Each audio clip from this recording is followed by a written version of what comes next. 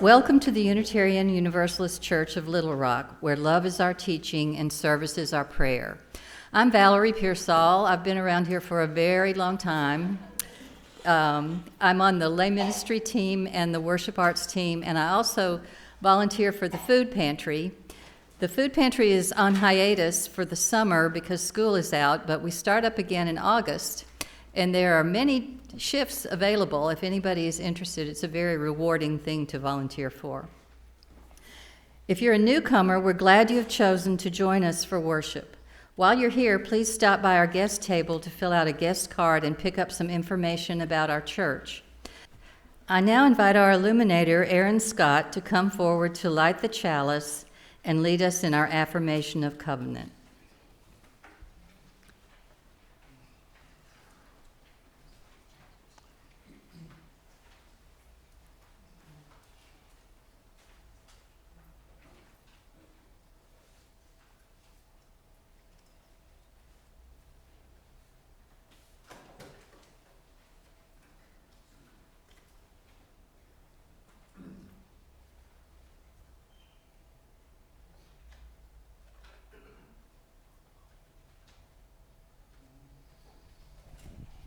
Hello?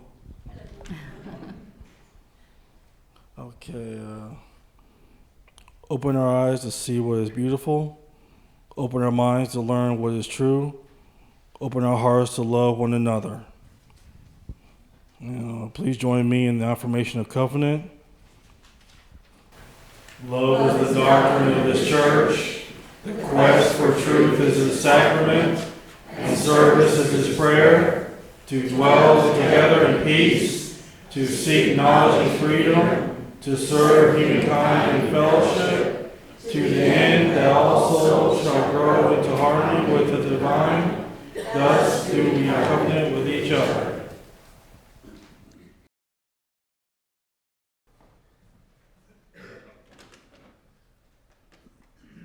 The next sentence in Volman's essay cites an instance of despair in a surprising place. In 1832, he writes, fearing disunion, John Marshall, the first Chief Justice of our federal Supreme Court, wrote, I yield slowly and reluctantly to the conviction that our Constitution cannot last. The quote comes from a private letter to Justice Joseph Story. Marshall was 76 years old when he wrote that, old age for his time.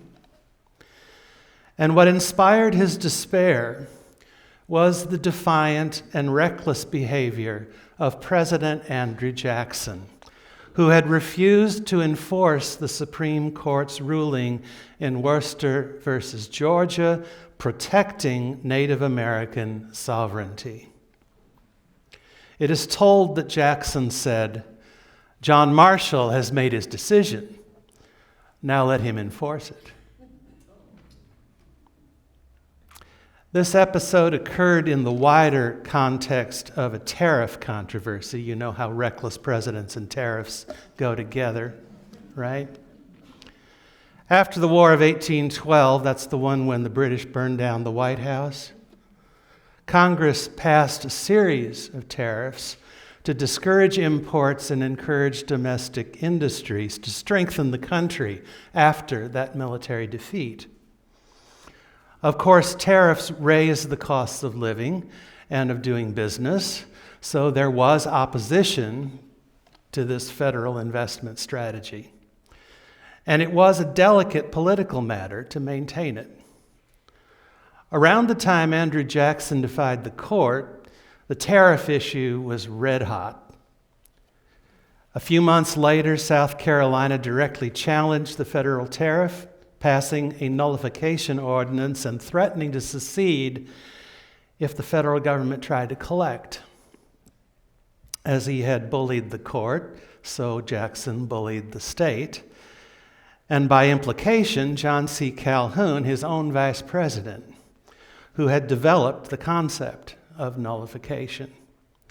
At the height of the crisis, Calhoun became the first vice president to resign that office when one of South Carolina's senators vacated a seat so that Calhoun could fill it and fight for nullification in the Senate.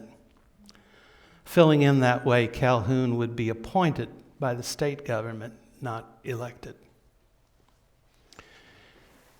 Please don't tell me that we've never had a president like the current one.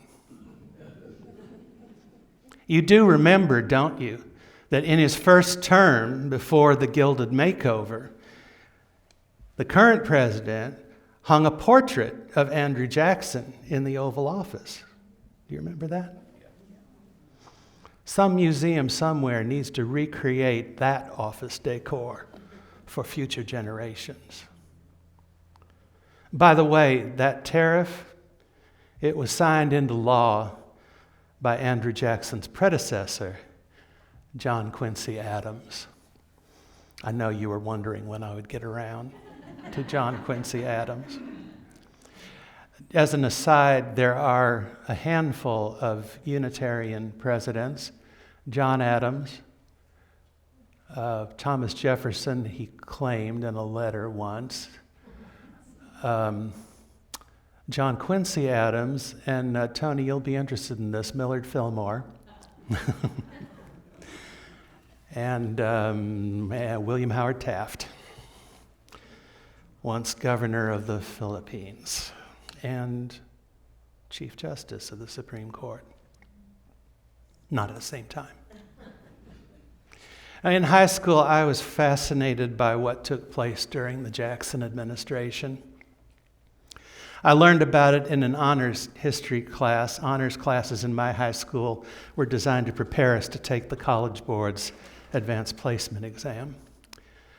I first got interested in John Quincy Adams in college when I took a class in the Cornell History Department called The United States in the Middle Period, 1815 to 1850. Now, those dates, 1815 and 1850, point to two milestones in our political history. The end of the War of 1812, the Treaty of Paris, which ended, it was signed in 1815, and the Compromise of 1850. Joel Silby, the professor who taught the class, was an expert on that era's political history. One of the books we were assigned to read was Walter Lefebvre's John Quincy Adams and American Continental Empire. I had no idea. It was an old book then, published in 1965, but Lefebvre was on the Cornell faculty.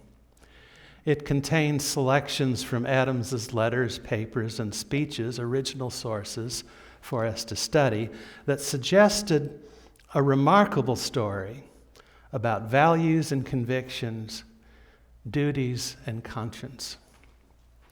Most of Adams' career falls within that middle period.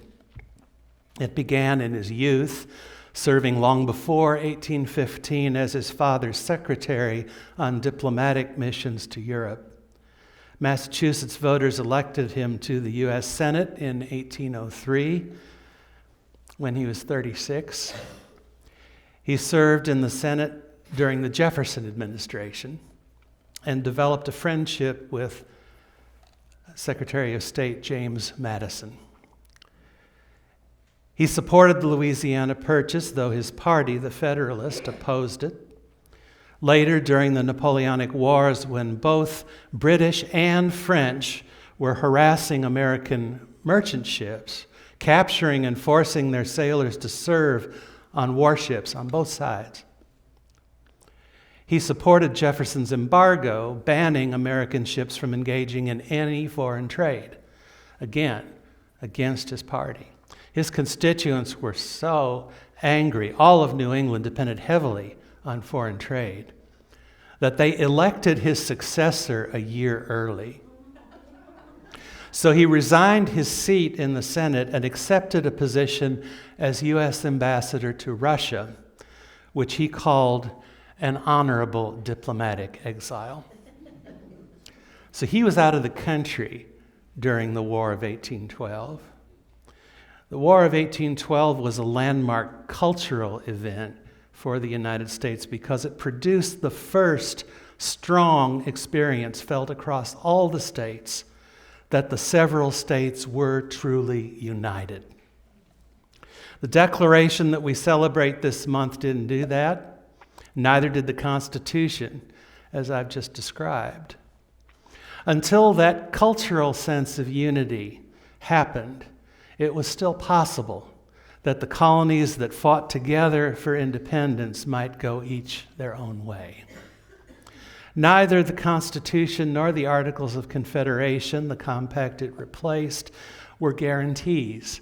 A framework is not a guarantee, as Franklin said, and we are learning anew. The War of 1812 represented the first threat the states faced collectively under the new Constitution, and it produced the first permanent institutions for mutual defense and the first nationalist propaganda and the first deep commitment to and belief in the nationhood of the United States. In the first national election after that war, James Monroe was elected president overwhelmingly, winning 84% of the electoral vote. 4 years later, he was reelected nearly unanimously. In fact, the single vote cast against him was so cast to honor George Washington by preserving his status as the only president ever elected unanimously. By then, the Federalist Party had collapsed, and partisan feeling had evaporated. Can you imagine? As he began his first term, Monroe recalled Adams from Russia to serve as his Secretary of State. In that office, Adams excelled. In his first year, he got Britain's pledge to share access to the Oregon Territory for trade. The next year, he negotiated a treaty with Spain, defining the boundaries of the Louisiana Territory, and in such a way that it bordered the Oregon Territory and included the South Pass, the one wagon-safe route over the Continental Divide, which had been discovered only shortly before the war. A little later, his time in Russia paid off when the Tsar tried to exclude all but Russian ships within 100 miles of Russian territorial claims in the Pacific Northwest. His familiarity with Russia and with the Tsar, whom he had once befriended, helped him to know how to respond. He held firm to the principles of free trade and freedom of the seas, building on his partnership with Britain in the region, and eventually forced Russia to negotiate. He eventually got them to agree to a boundary between their claims and the Oregon Territory. These successes led him to draft the policy we know as the Monroe Doctrine. The occasion for this arose when Louis XVIII of France, who was made king after Napoleon's defeat, invaded Spain to undo the liberal parliamentary government that Napoleon had established there. Britain proposed that the United States and Britain make a joint statement warning France off of any attempt to seize Spanish territory in Central America. The political establishment, Jefferson, Madison, Monroe, and Calhoun, were all in favor of that. Again, acting against the party grain, Adams thought it better for the United States to make its own statement and assert that the Americas were no longer open to colonization by European powers. He persuaded Monroe to take that course, and it worked. France backed down, but that was partly due to the presence of the British fleet in the Caribbean. Still, Adams felt it had been important to assert that principle.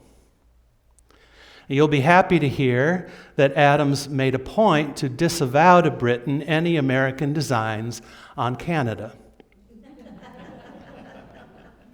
On the other hand, you might be disappointed to learn that he cautioned against taking action to wrest Cuba from Spain. because, as he thought, neither force nor hurried policy was necessary, as these would fall like ripe apples to the United States. This might sound rather Machiavellian, but I think it more likely he was grasping for hope. The Missouri Compromise was also part of the political picture in those years, and he was beginning to see what John Marshall later lamented, that the growing controversy over slavery was a real threat to the nation's newfound unity. While he was busy as Secretary of State building the political and diplomatic infrastructure for American continental empire, Congress had been on a spree to turn U.S. territories into states. At the beginning of the Middle Period in 1812, there were 18 states. Slavery was permitted in half of them. After the war, for 6 years, a new state was admitted every year. But they were counting. For every free state that was added, there had to be a new slave state to keep the score even in the Senate. First Indiana, then Mississippi, next Illinois, then Alabama. And then came the first bump in the road, Missouri. There had to be a free state to balance it. There was no ready candidate in the Western Territories. Massachusetts stepped up and offered Maine, which it had found hard to defend during the War of 1812, and where resentment had fostered both a desire and a petition in Maine for statehood. The compromise was that Missouri would have to wait a year, so Maine was admitted in 1820, Missouri in 1821. Also, as you no doubt remember from school, it was then agreed that there would be no more slave states north of the southern boundary of Missouri at 36 degrees, 30 minutes north latitude. There would be no new states for another 15 years. And the next one was Arkansas, followed by the next year by Michigan. So they kept the tally even. A slave state could now come first. Missouri came before Michigan. In 1837, the tally was 26 states, 13 of each. So what next for Adams after his success as Secretary of State? It used to be conventional American political wisdom that the Secretary of State was best prepared to be the next president. And recently we felt that way, many of us, again. Only about a decade ago, wasn't it? But when Adams ran in 1824, the field was crowded, and no candidate won a majority of electoral votes. Andrew Jackson had won the most, but not enough. Adams had come in second. In third place was William Crawford, who suffered a stroke during the campaign. And in fourth place was Henry Clay, who had been Speaker of the House for 8 of the last dozen years, since just before the war. Now, under the rules then in place, the election had to be decided in the House, where political negotiations soon overshadowed representation. Some of Crawford's supporters switched to Adams, and Henry Clay, who as fourth place finisher was eliminated as a candidate,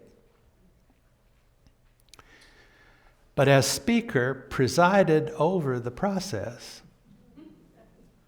delivered all his support to Adams. When he was appointed the next Secretary of State, the Jackson faction accused Adams of making a corrupt bargain. More defiant, reckless behavior that damaged Adams politically so that he had less influence. After he left the White House, Adams took a short break and then ran for a seat in Congress. He took his place in the House in March of 1830, just a year later after leaving the White House. He is the only former president ever to have run for Congress. Why'd he do it? Well, he was bored and depressed in retirement. His neighbors urged him to run, maybe to get him out of town, but to get him involved again and out of his funk. They cared about him too. Perhaps none suspected that he was about to enter the most productive and consequential chapter of his career. As he took his seat in Congress, the American Anti-Slavery Society began a massive petition drive for the abolition of slavery in Washington, D.C. Their strategy was to leverage Congress's double governing role against it. Congress governs both the nation and the District of Columbia. The prevailing political logic was that slavery was a local concern, not a federal one. So these petitions forced Congress to face slavery as a part of their local responsibilities. Dealing with them took away time and energy from other matters, these petitions.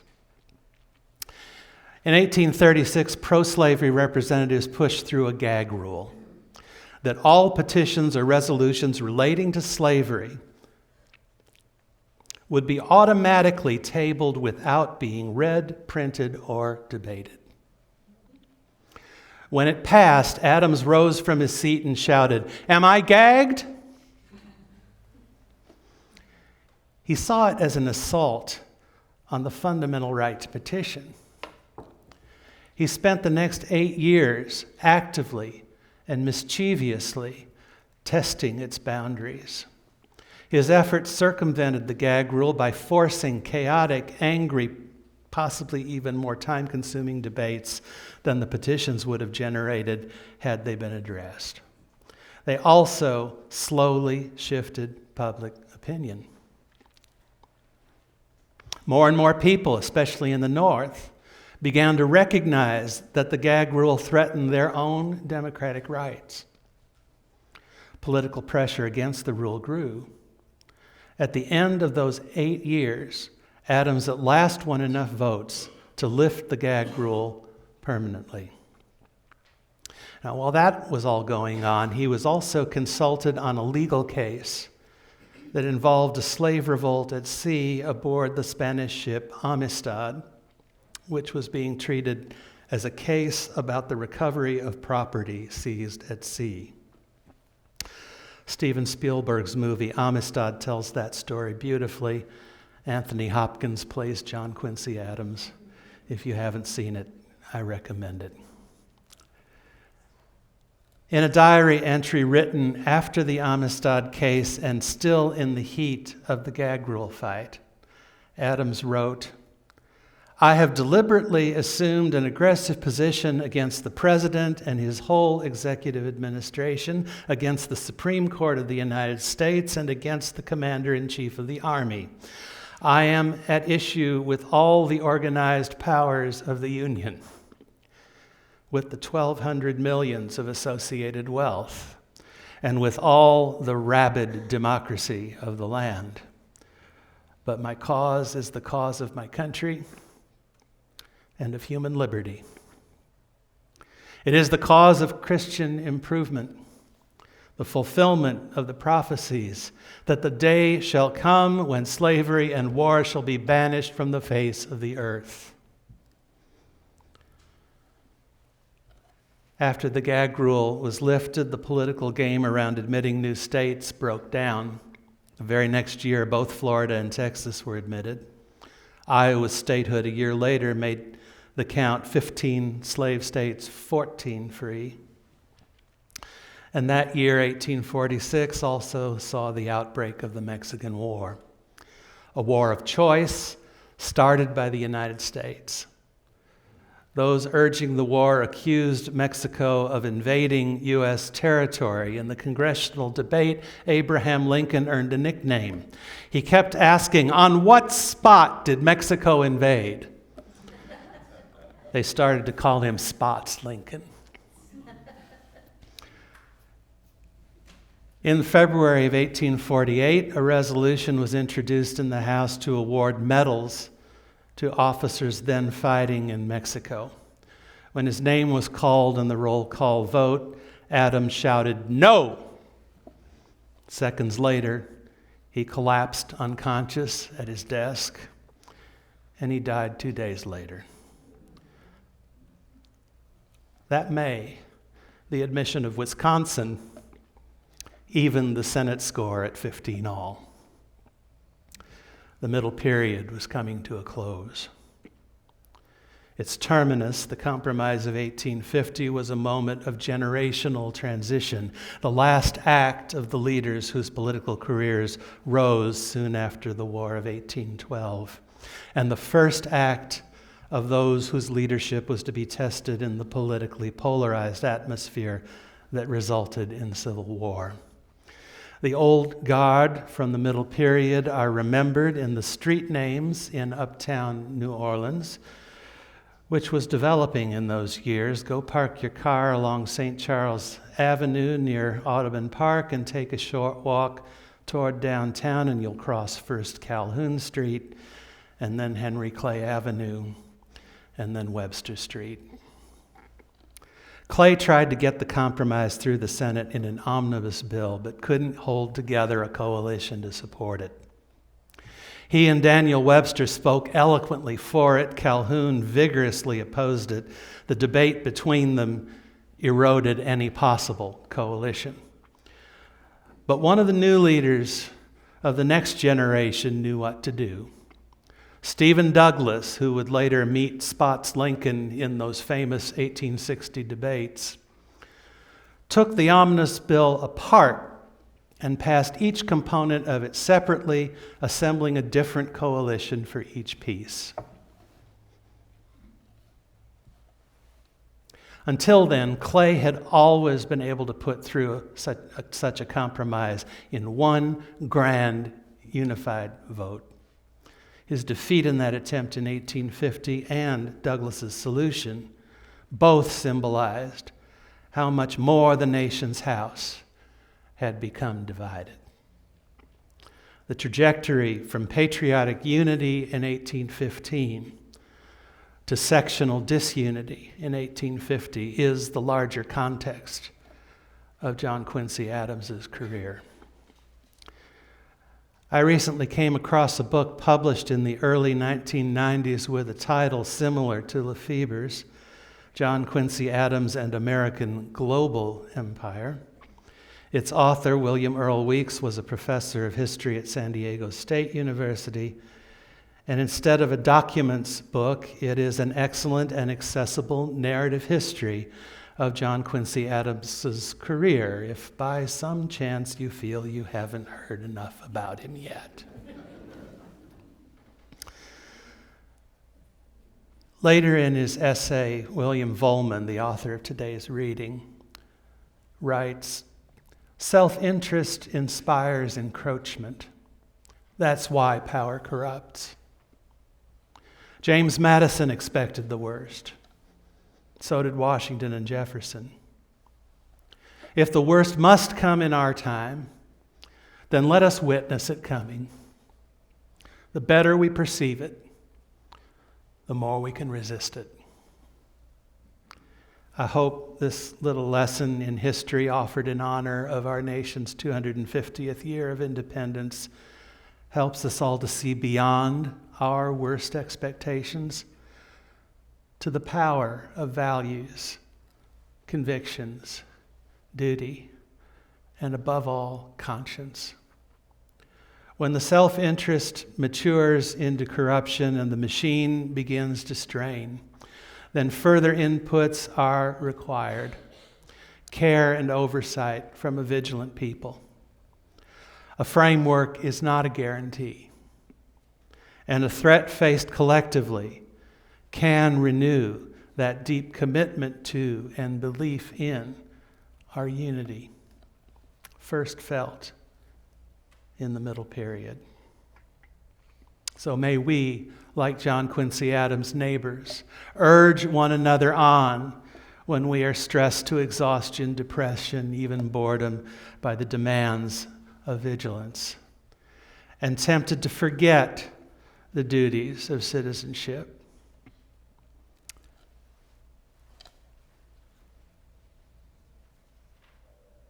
May we urge one another on to get involved again and out of our funk. Perhaps we are on the brink of the most productive and consequential chapter of our lives. Perhaps what we do, however little or much, will be remembered and will inspire. So may it be. Amen.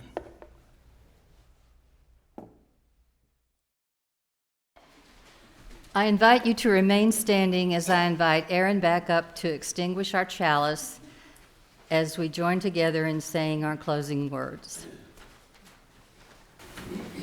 Go out into the world in peace. Have courage. Hold on to what is good. Return to no person evil for evil. Strengthen the faint-hearted. Support the weak.